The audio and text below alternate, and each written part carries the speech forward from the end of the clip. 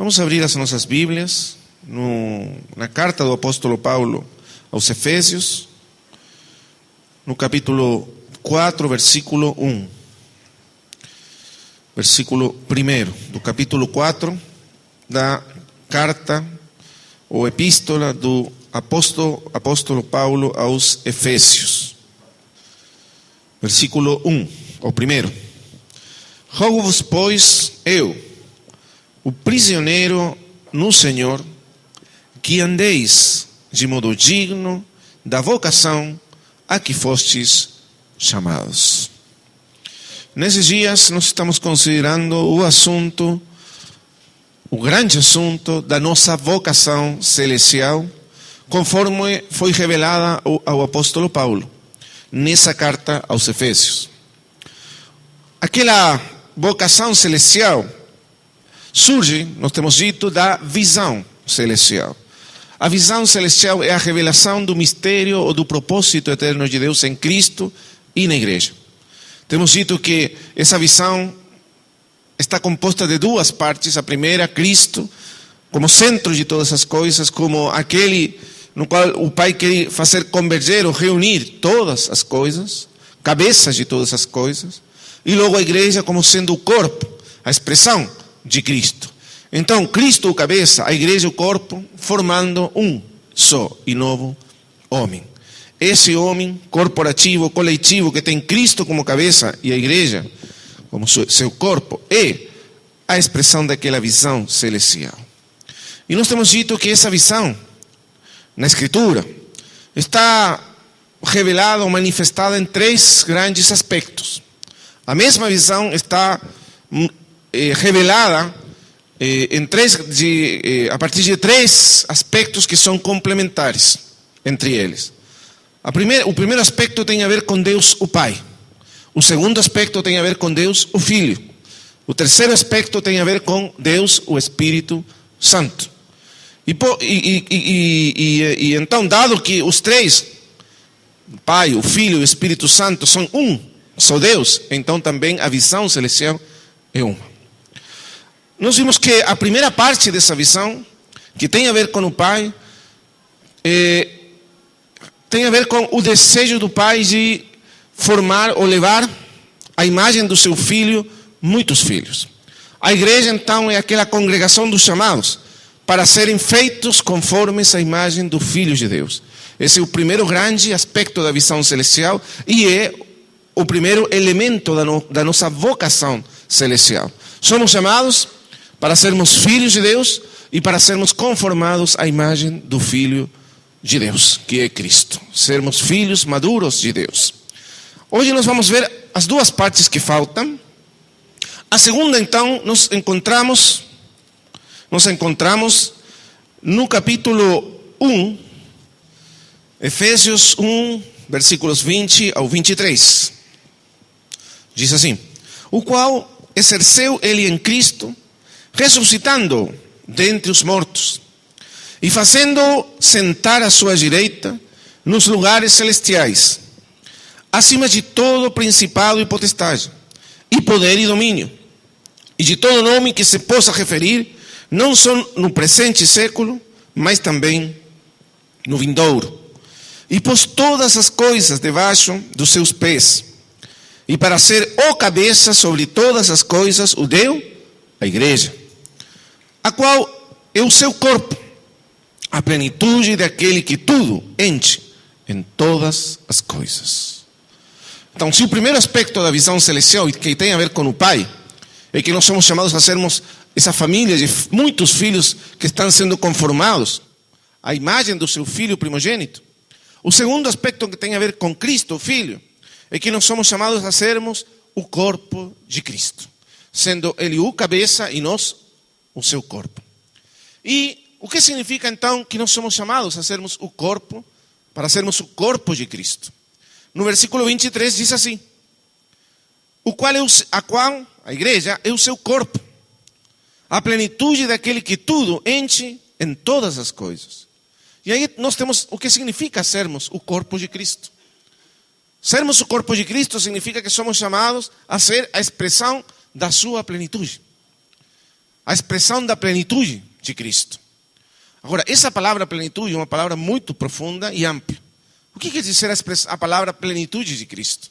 O que está querendo dizer o apóstolo quando diz que nós somos chamados a sermos a plenitude daquele que tudo enche em todas as coisas? Na carta do apóstolo Paulo aos Colossenses, ele diz o seguinte: diz que Cristo, que nele habita corporalmente toda a plenitude da divinidade, ou da deidade. Em Cristo habita, diz Paulo, corporalmente a plenitude, toda a plenitude da divinidade. Isso quer dizer que ele, o homem, Cristo Jesus, na sua forma humana, é a expressão de tudo o que há em Deus, da plenitude de Deus. E logicamente nós não temos nenhuma capacidade de compreender o que significa essa plenitude. A Escritura usa essa expressão para referir-se a tudo o que há em Deus, a tudo aquilo que Deus é. E como poderia algum de nós imaginar tudo o que Deus é? Mas Cristo é a plenitude de Deus. A plenitude de Deus em forma humana. Na sua vida humana, ele expressa a plenitude de Deus, porque ele é Deus, feito homem. Mas agora a Escritura diz que, sendo Cristo a plenitude, a expressão plena de Deus, e por isso a Escritura diz que Cristo é o mistério de Deus. Veja comigo aí Colossenses novamente. Veja o versículo 18 e 19 do capítulo 1, por exemplo. Diz assim: ele é o cabeça do corpo da igreja. Ele é o princípio, o primogênito dentre os mortos, para que em todas as coisas terá primazia.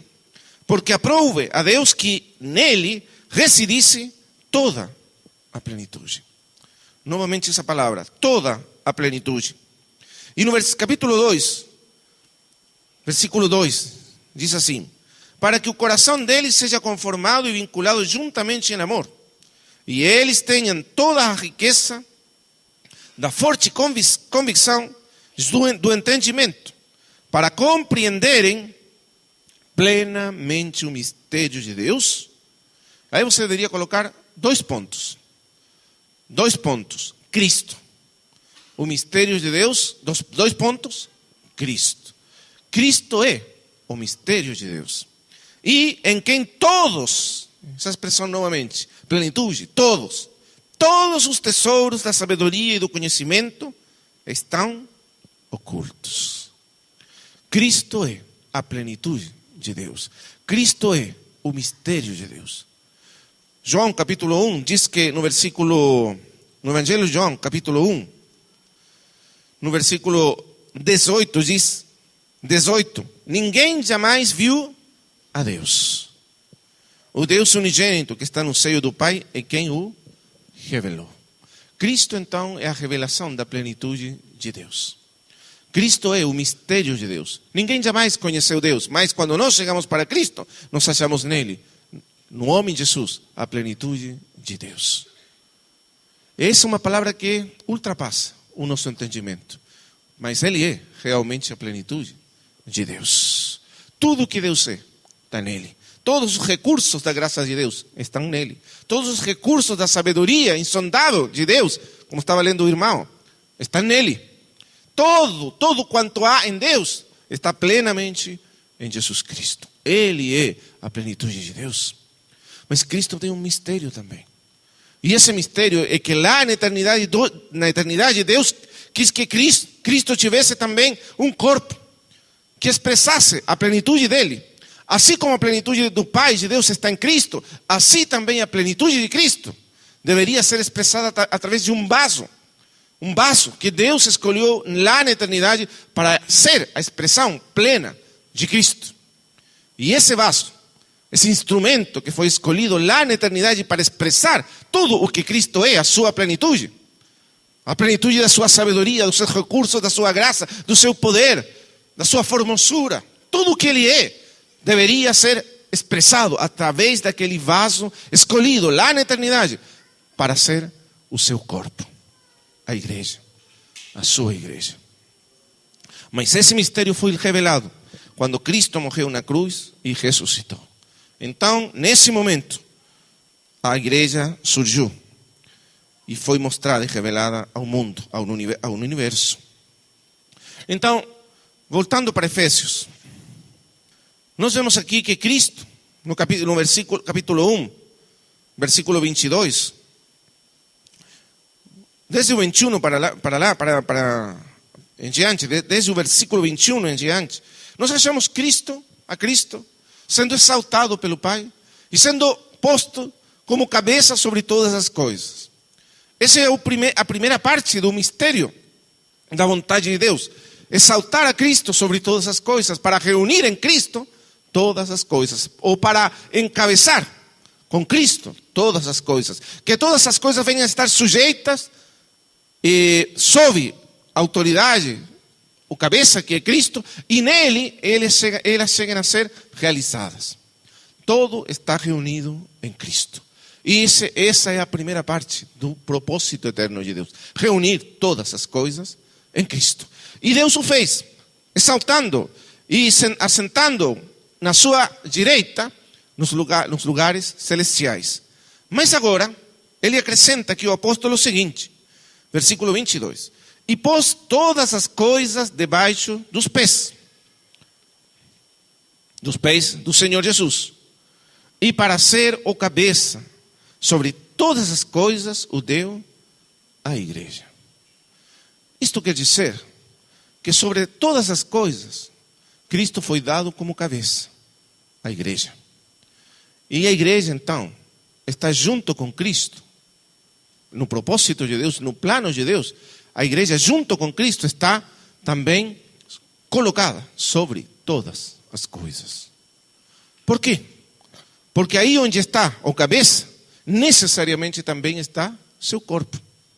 Se Cristo está exaltado sobre todas as coisas, então seu corpo também está juntamente com ele exaltado sobre todas as coisas. É por isso que no capítulo 2 agora, versículo 6, diz assim, falando agora de nós, diz, e juntamente com ele, com Cristo, nos ressuscitou e nos fez assentar nos lugares celestiais em Cristo Jesus. Porque a igreja foi levantada juntamente com Cristo. E quando ele foi assentado lá nos lugares celestiais sobre todas as coisas, e todas as coisas foram sujeitas a ele, juntamente com ele, Cristo, o Pai, assentou também a igreja. Porque a igreja é o seu corpo. Irmãos amados, entre Cristo e a igreja, existe uma unidade tão profunda, tão íntima, que não pode ser quebrada por nada. Uma vez que ele se fez homem, uma vez que ele morreu lá na cruz, ele se uniu à sua igreja. Ele se uniu a todos aqueles que ele ganhou para si na cruz. Todos aqueles que foram unidos na morte de Cristo, a ele na sua morte, foram unidos também a ele na sua ressurreição. E então todos aqueles que morreram juntamente com Cristo, juntamente com ele também ressuscitaram. E então nessa cruz eles se tornaram, todos os que são dele, chegaram a ser o corpo do Senhor Jesus Cristo.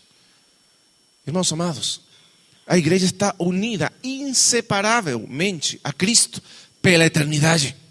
Nunca, jamais, Cristo e a igreja poderão ser separados.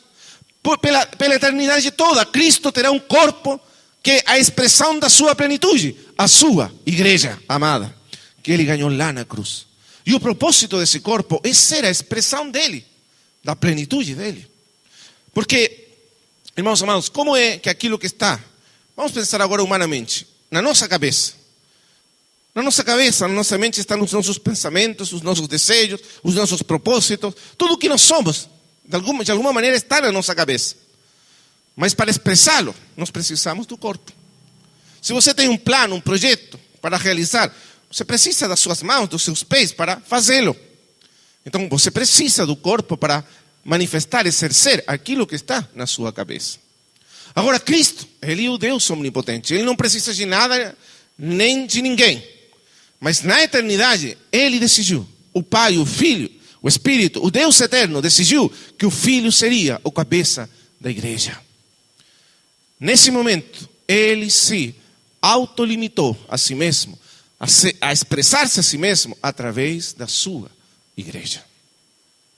Essa foi a decisão eterna de Deus. E a igreja então foi chamada para ser a expressão da plenitude de Cristo. Irmão, podemos ver, entender quão grande é a nossa vocação. Que fomos chamados a ser a expressão de Cristo desde a eternidade. E agora, sobre a terra, estamos chamados a ser a plenitude daquele que tudo o enche em tudo. No capítulo 4, desde o capítulo 4 em diante, o apóstolo vai nos falar o que significa agora, de uma maneira muito mais prática, sermos o corpo de Cristo. Esse é o segundo aspecto da nossa vocação. Fomos chamados para sermos o corpo de Cristo, a expressão dele. Então, primeiramente,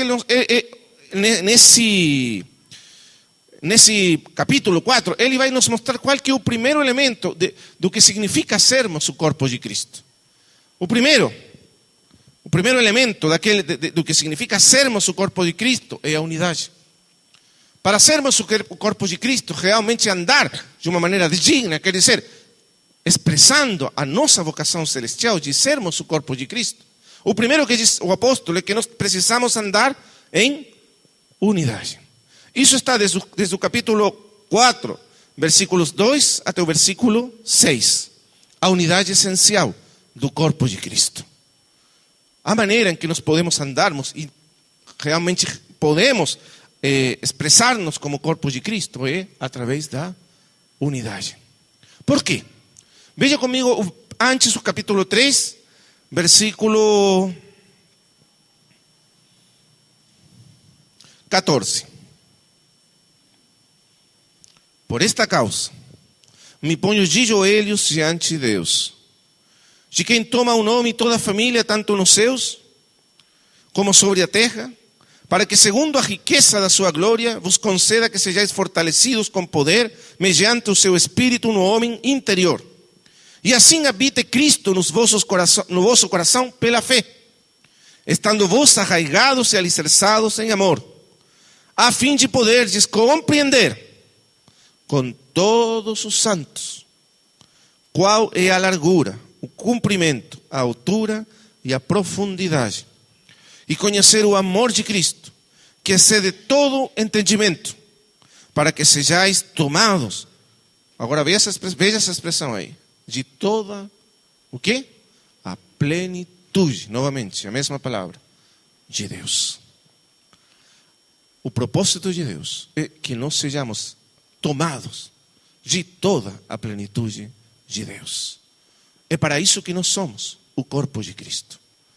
Para sermos a plenitude daquele que tudo o enche em todas as coisas. Mas como nós seremos tomados de toda essa plenitude? De que maneira seremos capazes de sermos tomados de toda essa plenitude? Então, o apóstolo nos diz aqui qual que é o caminho para sermos tomados dessa plenitude de Cristo e vir a ser realmente a expressão plena do Senhor Jesus Cristo. E ele diz aqui, versículo 18, a fim de poderdes compreender com todos os santos. Para nós sermos tomados de toda a plenitude de Cristo, nós precisamos de todos os santos. Esse é o ponto fundamental. Precisamos de todos os santos. Se não forem todos os santos, não podemos sermos tomados de toda a plenitude de Cristo. Por quê? Porque Cristo é muito mais grande, é muito maior do que qualquer um de nós pode ser individualmente. Por muito que algum de nós ganhe de Cristo, mesmo o apóstolo Paulo ou qualquer outro grande servo de Deus na história da igreja, por muito que ele ganhasse de Cristo, todavia, o que ele teria dentro dele seria uma pequenina medida daquela plenitude de Cristo. Para ter toda a plenitude dele, precisamos de todos os santos. Se precisam todos os membros do corpo para conter e expressar a plenitude daquele que tudo o enche em todas as coisas. Cada um de nós é simplesmente capaz de receber uma medida dessa plenitude. Mas todos nós somos capazes, todos juntos, de receber a plenitude de Cristo e ser tomados dela. Esse é o propósito de Deus. Por isso precisamos de todos os santos. E por isso o primeiro elemento para a vida do corpo, para a expressão do corpo de Cristo sobre a terra é a unidade. Quer dizer, a unidade de todos os santos. Porque se os santos estão divididos e separados entre eles, é como se o vaso estivesse quebrado. Ele não tem capacidade de conter essa plenitude. Não tem capacidade de expressar menos essa plenitude. Precisamos desse vaso unido. E por isso, nós estamos diante da maior tragédia da história da igreja. A divisão do corpo de Cristo. A divisão do corpo de Cristo faz que essa plenitude seja impossível de ser recebida por nós, de ser expressada por nós. E Paulo por isso enfatiza tanto esse ponto. Veja, ele diz que arraigados e alicerçados em amor. Porque o amor, no sentido prático da vida da igreja, é o vínculo da união. Como nós podemos vivermos em unidade uns com os outros? Só se nós amarmos os uns aos outros. Porque o amor é o vínculo dessa unidade essencial, que expressa essa unidade essencial. Nós falamos quando mostramos o primeiro aspecto da visão celestial, que é sermos a família de Deus, que esse primeiro aspecto é o aspecto essencial, que sustenta os outros dois. Porque o primeiro aspecto nos fala daquilo que somos essencialmente. E o que somos essencialmente? A igreja de Cristo. O que é essencialmente? É a família de Deus. Filhos amados por Deus, que amam a Cristo, que amam a Deus e a Cristo, e se amam os uns aos outros. Sobre esse fundamento vem um segundo aspecto, o corpo de Cristo. Mas para podermos ser o corpo de Cristo de maneira prática, real, nós precisamos experimentar essa unidade fundamental, essencial, que se expressa através de vínculos e ligações de amor. Amar-nos os uns aos outros.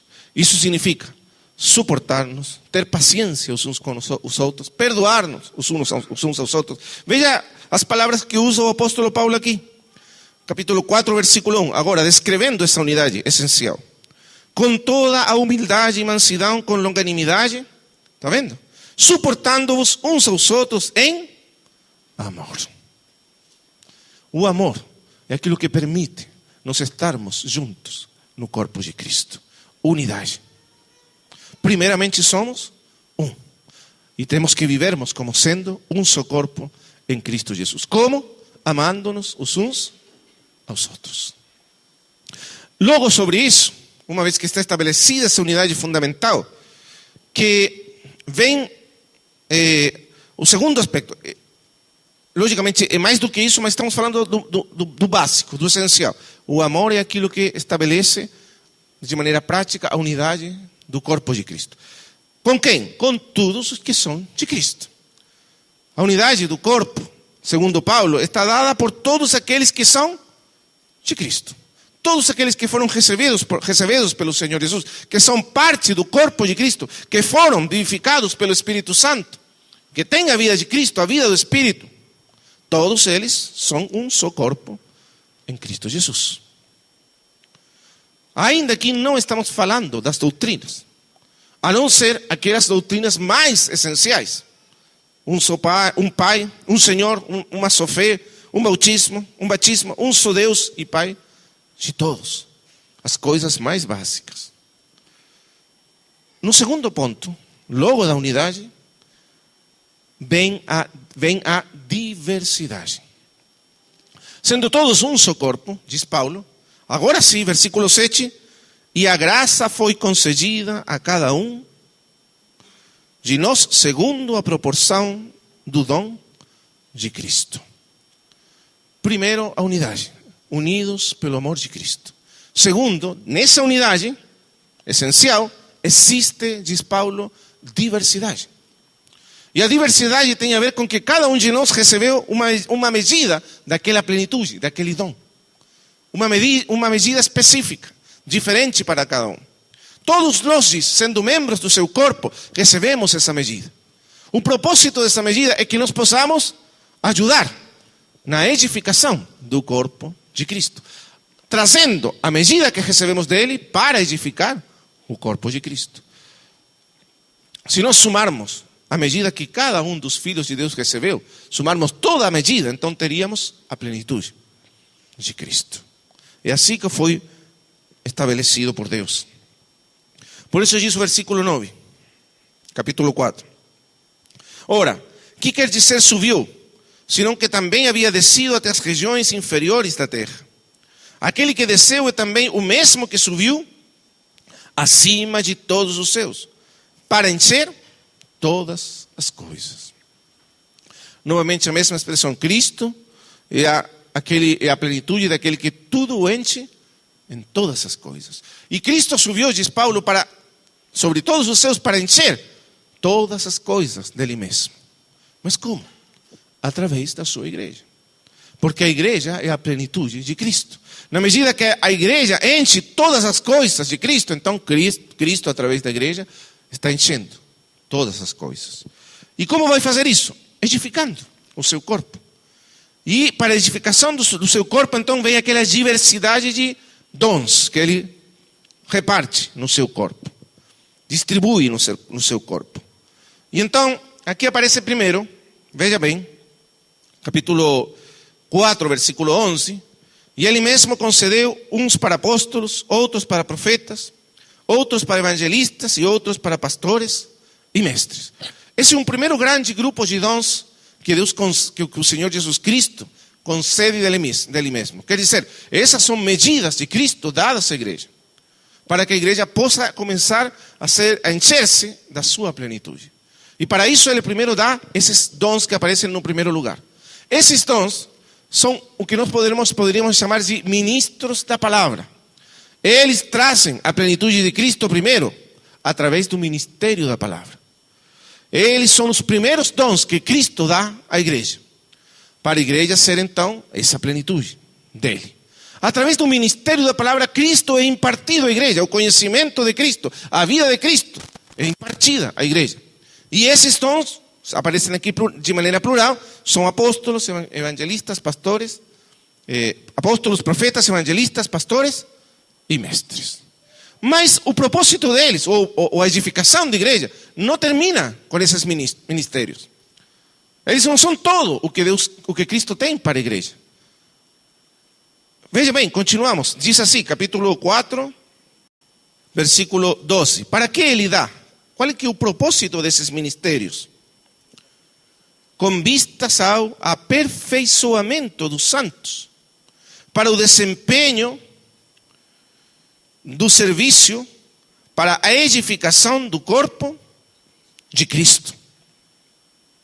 Essa tradução que aparece aí, desempenho do serviço, literalmente é para o ministério, para a obra do ministério, ou a obra do serviço. Agora, por que é importante isto? Porque esses dons que aparecem ali primeiro, pastores, evangelistas, profetas, evangelistas, pastores e mestres, apóstolos, evangelistas, e todo aquele grupo, eles foram dados não para ser eles, vamos dizer assim, monopolizar o ministério dentro da igreja. Eles não são dados para eles se tornarem as estrelas brilhantes dentro da igreja. Aqueles homens que todos os outros estão olhando sempre para eles. Aqueles que concentram ou centralizam o ministério. Infelizmente, irmãos amados, uma das grandes tragédias da história da igreja é essa tendência humana, tão humana, a levantar homens, colocá-los no centro. E todos os outros, então, ficar de uma maneira passiva, olhando para o ministério e recebendo o ministério desses homens. Mas esse não é o pensamento de Cristo para a sua igreja.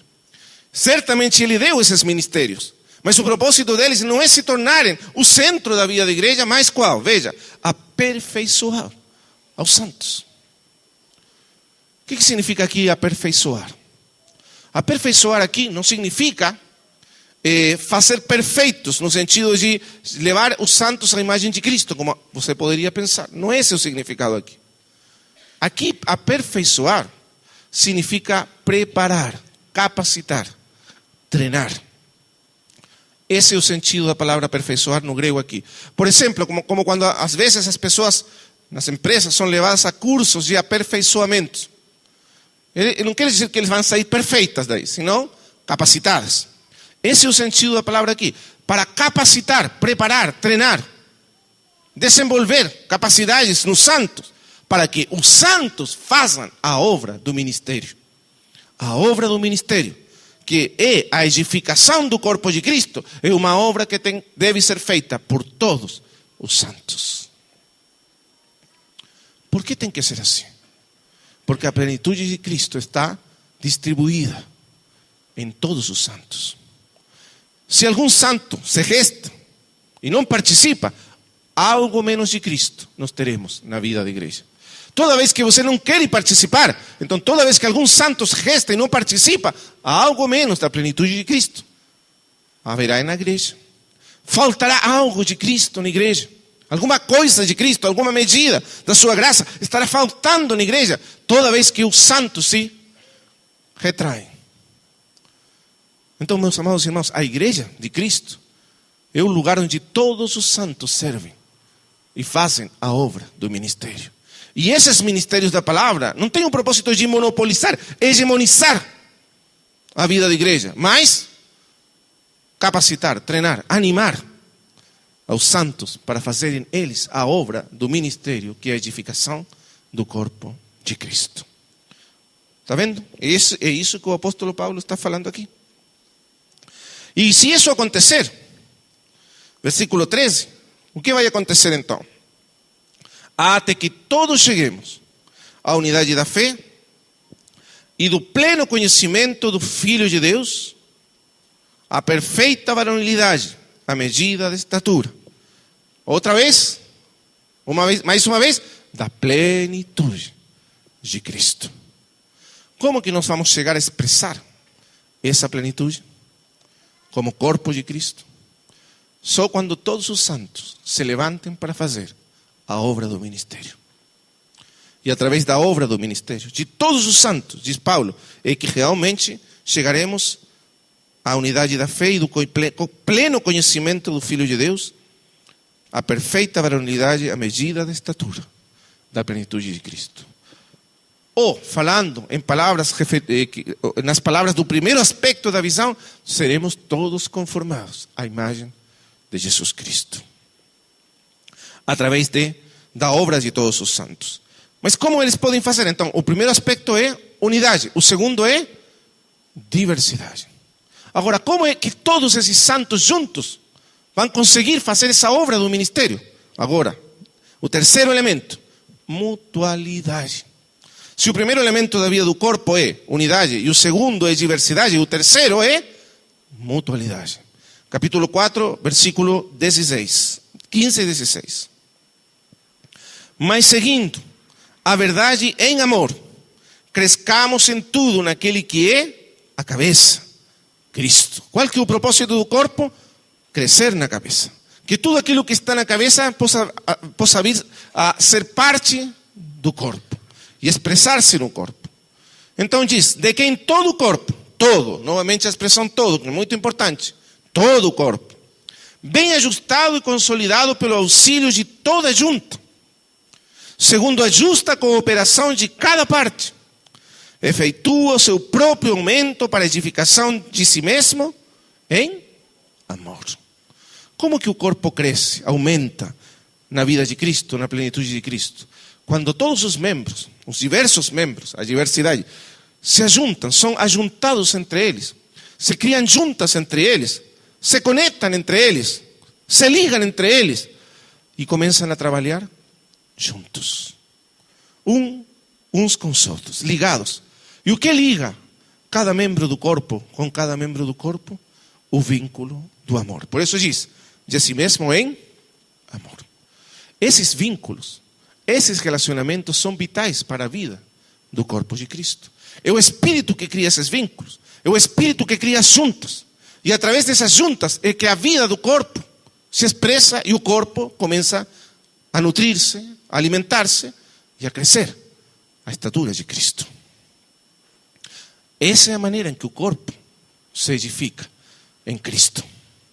Através de juntas, de vínculos profundos, intensos, que o Espírito cria entre nós. Uma vez o irmão Austin Sparks falou o seguinte, querendo explicar este ponto. Como nós entendermos quando estamos numa igreja que expressa realmente o pensamento de Deus, a vida de Cristo, e uma que não é realmente uma expressão E ele diz o seguinte: existe uma grande diferença entre um rosal e um buquê de rosas. Existe uma grande diferença entre um rosal e um buquê de rosas. Por quê? O rosal e o buquê de rosas, os dois têm rosas. No buquê de rosas você tem muitas rosas e também no rosal. Mas qual que é a grande diferença? No rosal, as rosas estão unidas organicamente, numa unidade orgânica. Uma unida com a outra interiormente pela vida do rosal. Todas estão unidas, contêm uma vida em comum. Estão unidas pela vida que está no rosal e todas elas participam dessa vida em comum. Num buquê de rosas, você tem muitas rosas, mas elas estão todas cortadas por debaixo. Elas não têm vínculos entre si. O que une elas é um laço, uma atadura exterior. Irmãos amados, disse o irmão Austin Spark, existem muitas igrejas que são apenas buquê de rosas. Comunidades que são apenas buquês de rosas. Quer dizer, estão todos juntos, mas não têm uma vida orgânica, porque entre eles não existem juntas espirituais. Não existem esses vínculos, esses laços espirituais que os unem uns com os outros de uma maneira orgânica para formar, para fazer deles um organismo vivo. A igreja não é uma organização, não é um buquê de rosas. É um organismo vivo. E essa vida orgânica só pode ser gerada pelo Espírito Santo de Deus entre nós. O que nos mantém unidos? O que nos ajunta? O que faz com que caminhemos juntos? Estamos unidos por um ministério, por uma doutrina. Estamos unidos por uma organização, por um nome, por um título, por um local de reunião. Nenhuma dessas coisas é interior, é orgânica. O único que nos pode manter unidos, segundo Deus, é a vida que participamos uns com os outros em Cristo Jesus. E essa vida se expressa através de vínculos e laços de amor. Isso é mutualidade. Quando realmente chegamos a sermos cientes de que necessitamos desesperadamente do irmão, dos nossos irmãos. Não simplesmente temos a doutrina de que necessitamos aos irmãos, senão que realmente não podemos viver sem os irmãos. É isso que significa uma vida orgânica. Se você corta uma rosa do seu rosal, o que acontece com ele? Morre. Temos essa vida entre nós. O Espírito é quem gera essa vida entre nós. Essa vida orgânica de dependência, de necessitarmos os uns dos outros, porque sabemos que a vida de Cristo flui dos uns para os outros. E necessitamos dessa vida orgânica de corpo para que Cristo seja formado em nós. Amém? Então, 3 elementos: unidade, diversidade e mutualidade na edificação do corpo de Cristo, para chegarmos a ser a plenitude daquele que tudo o enche em tudo. Amém. Esse é o segundo aspecto. Então, nesse segundo aspecto, a igreja é o corpo e Cristo é o cabeça. No primeiro, a igreja é a família e Cristo é o primogênito. No terceiro aspecto, está aqui, Efésios, capítulo 2, versículo 18 até o 22.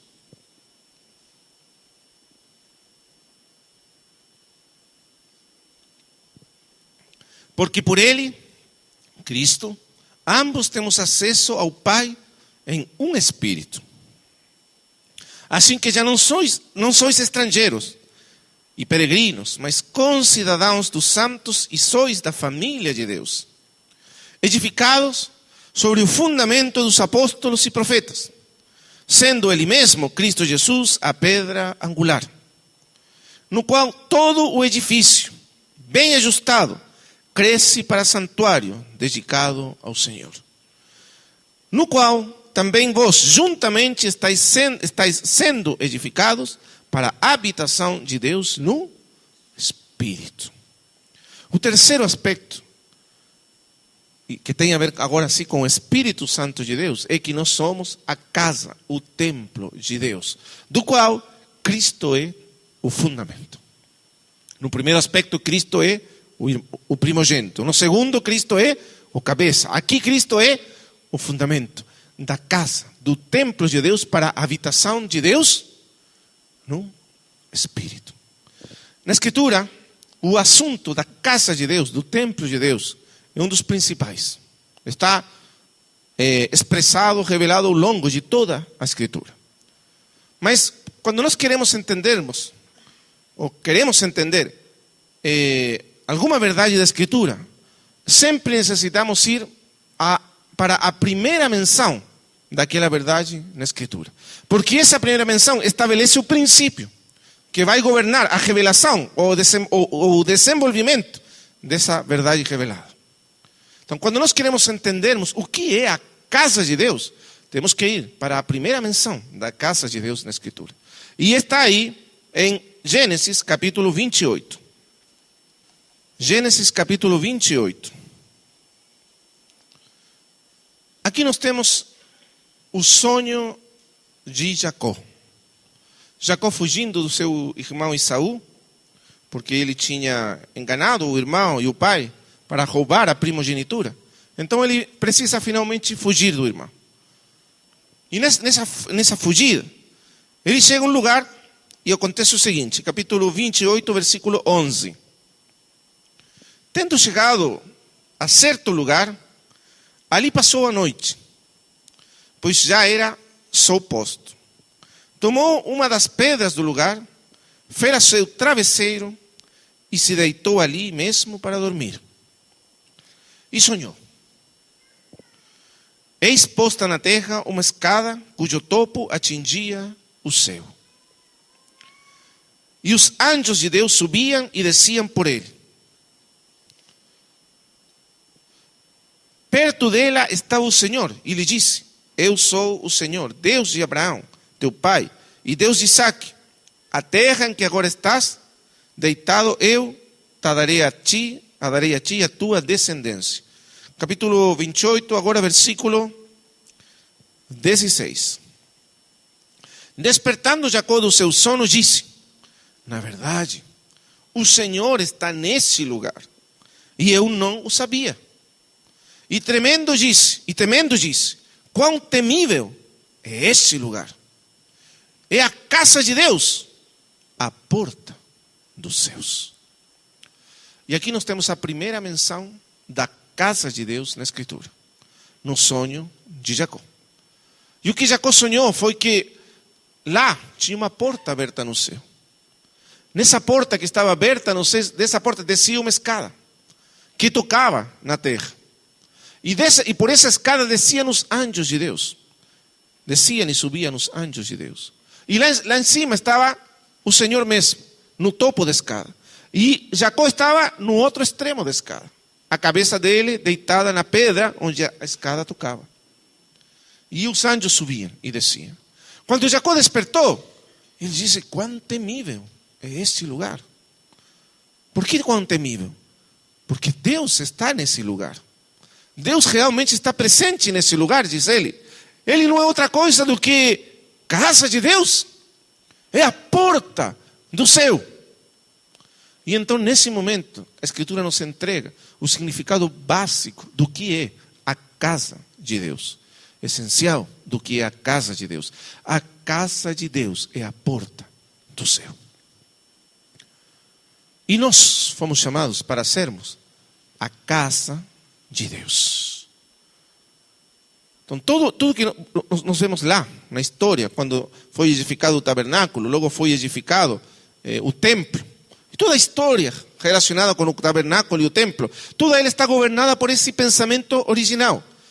O propósito desse tabernáculo, o propósito desse templo era ser a porta do céu, o lugar onde o céu se junta, se une com a terra, o lugar onde o céu governa a terra, o lugar onde a presença do céu se manifesta sobre a terra, o lugar onde Deus se faz presente sobre a terra. A porta do céu. E por isso ele diz: quão temível é esse lugar. Deus está aqui. Realmente Ele está aqui. A sua presença está aqui. Os céus estão abertos sobre esse lugar. Ali onde está essa pedra, veja o versículo 18. Tendo se levantado Jacó, cedo, de madrugada, tomou a pedra que havia posto por travesseiro, e a erigiu em coluna, sobre cujo topo entornou azeite. Essa pedra representa o quê? Quem é o fundamento, a pedra angular da casa de Deus? Cristo. E o azeite significa que ele é ungido, o Cristo. E por isso ele é a pedra angular. É o lugar onde o céu se junta com a terra. É o lugar onde Deus edifica a sua casa. Cristo, o fundamento da casa. E nós somos essa casa. Veja o que diz o apóstolo Pedro agora, capítulo 2, de 1 de Pedro. Talvez os irmãos lembrem que ontem falamos que o primeiro aspecto da visão celestial se relaciona principalmente com o ministério do apóstolo João. O segundo aspecto se relaciona principalmente com o ministério do apóstolo Paulo. E este terceiro aspecto da casa de Deus se relaciona principalmente com o ministério do apóstolo Pedro. Por quê? Vamos a ver por quê. Primeira epístola de Pedro, capítulo 2. Veja o que diz agora o versículo 4. Chegando-vos para ele, a pedra que vive. Ele é aquela pedra que vive, rejeitada sim pelos homens, mas para Deus eleita e preciosa. Por isso é a pedra que foi ungida com o Espírito Santo.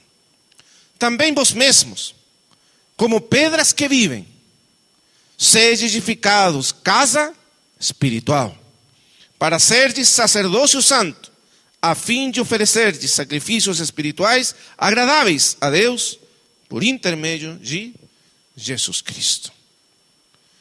Nós somos, diz Pedro, como pedras vivas, que somos chamados para sermos edificados sobre a pedra angular, sobre a pedra fundamental, sobre aquela pedra escolhida, preciosa, ungida pela plenitude do Espírito Santo de Deus. É o Cristo de Deus. Ele é o fundamento da casa de Deus. E o que nós somos todos? Somos pedras vivas. Por que isso é tão importante e tem a ver com o ministério de Pedro? Porque lembre, o que disse o Senhor para Pedro a primeira vez que ele achou Pedro? Ele mudou o nome. O chamou de Cefas. O que quer dizer? Pedro. E naquele momento da suprema revelação para Pedro, quando Pedro diz no capítulo 16 de Mateus: Tu és o Cristo, a pedra fundamental, tu és o Cristo, o Filho do Deus vivo. E ele disse para Pedro: Eu também te digo, Pedro, que tu és Pedro, pedra, pedrinha. E eu sobre essa rocha, já não Pedro, mas Cristo, a rocha, edificarei a minha igreja. Então todos nós somos como Pedro. Todos nós somos Pedro. Todos nós, diz Pedro, somos pedras vivas, que somos trazidas para sermos edificados casa espiritual. Para que possamos ser então, para que essa casa possa finalmente expressar a glória e a presença de Deus. Os irmãos lembram que toda vez que, por exemplo, quando o tabernáculo foi terminado, quando o templo foi terminado, o que aconteceu? A glória de Deus, a presença de Deus, a Shekinah de Deus encheu a casa. Porque o propósito da casa é a expressão da presença de Deus no Espírito. A casa existe para que Deus habite nela, para que Deus se expresse através dela, para que Deus possa ser tocado nela, achado nela. Então, lembre do primeiro assunto. A casa tem o sentido de ser a porta do céu sobre a terra. Quer dizer, o lugar onde Deus pode ser achado, encontrado. Irmãos amados, a pergunta então tem que vir aos nossos corações: qual que é o propósito da existência da igreja? A igreja existe para ser a porta do céu. O lugar, o local onde Deus é encontrado, onde Deus é achado. Quando as pessoas chegam para nós, quando as pessoas vêm à nossa comunhão, às nossas reuniões, o que eles tocam nessas reuniões? O que eles acham nessas reuniões? Conhecimento, sabedoria, cânticos, estudos bíblicos. Tudo isso está bem, mas é isso tudo que eles tocam? É isso tudo que eles percebem nessa reunião? Ou realmente eles se encontram com o Deus vivo nas nossas reuniões, na nossa vida de igreja? Será que as pessoas dizem, olha, que bonito como vocês cantam, que formoso como vocês fazem tudo, que lindo tudo. Mas será que eles realmente estão tocando ao Senhor nas nossas reuniões, na nossa comunhão de igreja? Porque o propósito da nossa existência como igreja é que as pessoas possam tocar a Deus, Deus mesmo, a porta do céu, aí onde nós estamos. Amém? Esse é o significado do sacerdócio. Qual que é o propósito da existência do sacerdócio? Todos nós temos que sermos edificados como um sacerdócio santo. Na casa de Deus é onde ministram os sacerdotes de Deus. E todos nós somos um reino de sacerdotes. Todos somos sacerdotes de Deus. O que significa um sacerdote? Duas coisas. Que leva aos homens até a presença de Deus. E segundo, aquele que traz a presença de Deus até os homens. As duas coisas fazem os sacerdotes. A nossa missão como igreja é sermos capazes de levar os homens a tocar a presença de Deus. E sermos capazes de trazer a presença de Deus para tocar na vida dos homens e mulheres deste mundo. Sacerdotes de Deus e de Cristo. Que privilégio mais grande, irmãos amados. Que aí onde está a igreja temos o poder de abrir o céu sobre a terra. Ali onde está a igreja, os céus podem ser abertos sobre a terra. Então aí está o ministério sacerdotal da igreja. Qual que é o ministério sacerdotal da igreja? O primeiro aspecto do ministério sacerdotal da igreja é a oração. Como nós exercemos o nosso ministério de abrir a porta do céu sobre a terra? Através da oração. Porque através da oração nós mantemos os céus abertos sobre a terra. A oração da igreja faz com que o céu desça para a terra e governe a terra. A igreja tem o poder de trazer a presença dos céus para a terra através da oração. Manter aquela porta aberta. Ministério de oração. Por isso o Senhor disse, a minha casa, diz o Senhor, será chamada casa de oração para todos os povos. Glória ao Senhor Jesus por isso. As pessoas sabem que se elas vêm para nós, acharão a porta do céu aberta nesse lugar. A igreja tem o poder, dado por o Senhor Jesus, de abrir a porta do céu sobre a terra e manter essa porta aberta. E os anjos de Deus, quer dizer, o reino de Deus, desce sobre a terra. E logo, o segundo aspecto, no ministério sacerdotal da igreja, vamos ler aí, em Hebreus, capítulo 13, versículo 15.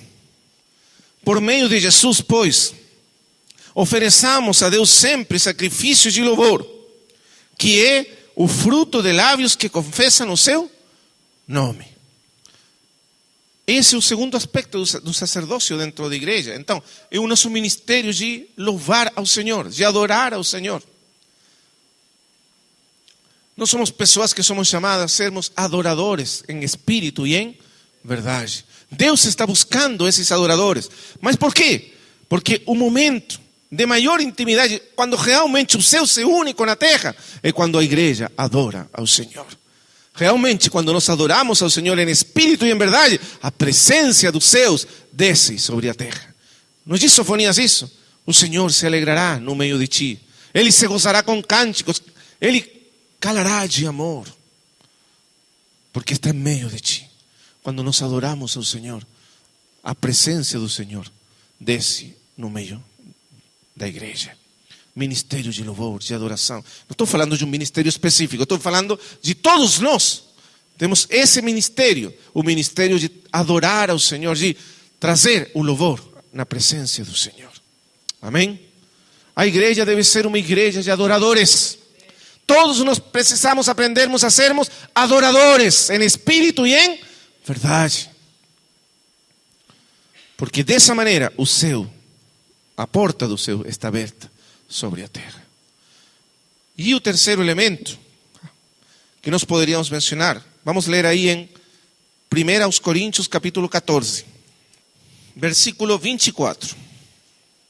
1 Coríntios 14, 24. Porém, se todos profetizarem e entrar algum incrédulo ou indouto, e ele por todos convencido e por todos julgado, tornam-se-lhe manifestos os segredos do coração, e assim, prostrando-se com a face em terra, adorará a Deus, testemunhando que Deus está, de fato, no meio de vós.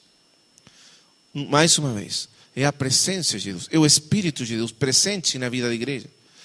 O que o apóstolo está falando ali é da condução do Espírito da reunião da igreja. Se o Espírito está conduzindo a reunião da igreja, se ele realmente está presidindo, se ele realmente é aquele que é Senhor da casa de Deus, quem habita a casa, quem realmente está atuando nos filhos de Deus, então todos profetizam, quer dizer, todos podem falar inspirados pelo Espírito Santo de Deus. E quando falamos inspirados pelo Espírito Santo, e todos podemos fazê-lo, não é simplesmente a prerrogativa de alguns, mas todos podem fazer isso.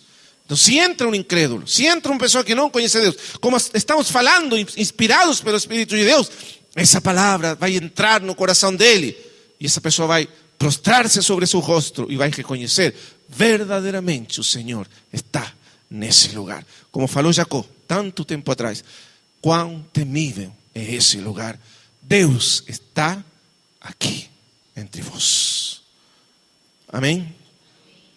Casa de Deus, o lugar onde está a Shekinah de Deus, onde está a presença de Deus, onde os homens podem vir para tocar no Senhor Jesus Cristo. Amém?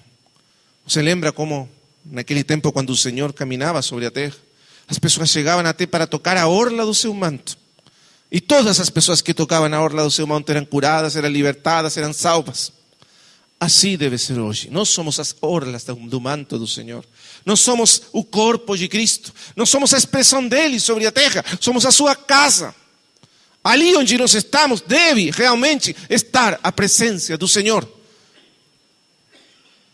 Amém? Não presta ser simplesmente irmãos que se reúnem, cantam bonito, estudam a palavra e tudo mais. Se não termos o selo da presença do Senhor nas nossas reuniões, na nossa comunhão, na nossa vida de igreja, ainda não somos a casa que Ele quer edificar. Então esse é o terceiro grande aspecto. E como nós poderemos sermos essa casa? Quando realmente reconhecemos ao Espírito Santo de Deus como aquele que governa, dirige, habita a igreja, habita as nossas reuniões, preside a nossa comunhão. E então preside o louvor, preside tudo o que nós fazemos nessa casa de Deus. Amém? Terceiro grande aspecto. Primeiro, então, Cristo, o primogênito, e nós somos uma família de muitos filhos de Deus, para sermos conformados à imagem do Filho primogênito. Segundo, Cristo, o cabeça, e nós sendo o seu corpo, para sermos a expressão plena dele, da sua plenitude, através do exercício dos dons dos diferentes membros do corpo de Cristo, agindo ou atuando, vivendo em mutualidade. E terceiro, a casa de Deus, da qual Cristo é o fundamento, e nós somos as pedras vivas, reunidas, edificadas sobre ele, para que o Espírito de Deus possa habitar entre nós, e a presença de Deus possa ser manifesta entre nós, e a porta do céu esteja aberta sobre a terra. Amém? Que o Senhor nos ajude. Que o Senhor nos ajude a andar como é digno da nossa vocação celestial. Amém? Vamos orar ao Senhor. Amado Pai Celestial, te agradecemos por toda a palavra que estamos ouvindo nesses dias. Obrigado, Pai, pelo que tu tens revelado para nós nesses dias e desde muito antes, que está escrito aí na tua palavra, que o mesmo apóstolo Paulo recebeu a revelação daquele mistério, daquela vocação eterna que nós temos em Cristo. O Senhor nos permite caminhar, nos ajuda a caminhar segundo a vocação celestial. Aparta de nós todas as outras intenções, interesses, desvios que possam nos tirar fora dessa vocação celestial, para que possamos andar como é digno dessa vocação, que realmente possamos expressar sobre a terra o fato de sermos os filhos amados de Deus, filhos gerados por Deus para sermos conformados à imagem do Filho primogênito de Deus, que realmente possamos manifestar na terra que somos o corpo de Cristo, a manifestação da sua plenitude, a expressão do que Ele é sobre a terra, na diversidade dos dons e dos membros do corpo, trabalhando juntos, vivendo juntos, para a edificação do corpo. E também para que se expresse que somos a casa de Deus sobre a terra, a porta do céu, onde realmente os homens podem tocar ao Deus vivo, podem tocar a presença de Deus, porque Deus está no meio de nós, pelo seu Espírito Santo. Nos ajuda, Pai, a viver sobre o governo, a sermos cientes e viver sobre o governo e a presidência do Espírito Santo de Deus em todas as coisas. No nome do nosso Senhor Jesus. Amém.